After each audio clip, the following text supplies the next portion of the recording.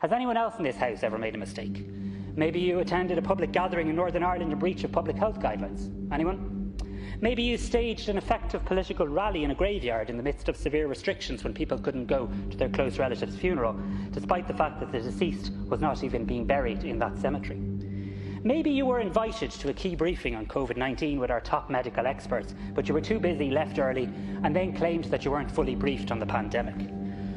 Or maybe you came into this House and used parliamentary privilege to wrongly accuse people of financial wrongdoing, and when you yourself were proven wrong, you sadly forgot to apologise. Maybe you jumped up and down in outrage and smears in this chamber at Frances Fitzgerald, and when she was completely exonerated by Judge Charlton, you also forgot to apologise. And Mary Lou, in her tweet just yesterday or the day before, on about the Old Boys Network. Well, the reason we are having this debate tonight is because of the Old Boys Network around a monitor up somewhere in Belfast tonight.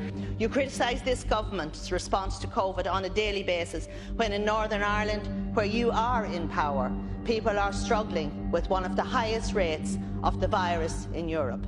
You talk about honesty and integrity when you had tens of thousands of pounds of COVID support money that was meant for small businesses lodged into Sinn Fein accounts.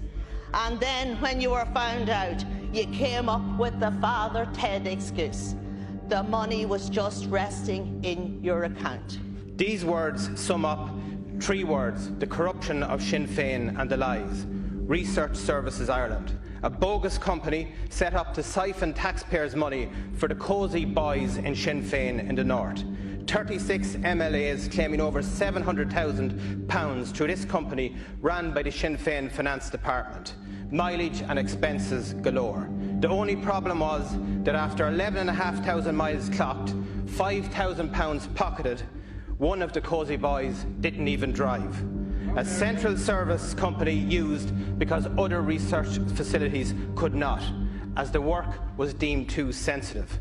After all, Count Corla, in Sinn Féin, the untouchables must be protected.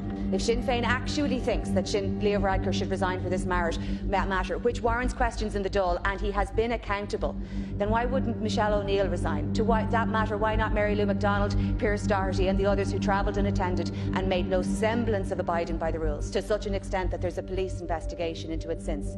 Sinn Féin are the masters of throwing the stones and the rockets around them, but they never turn the light on themselves, and we know that. And the silent, polite, unabusive, good people of Ireland who remain horrified by your actions, they know it too.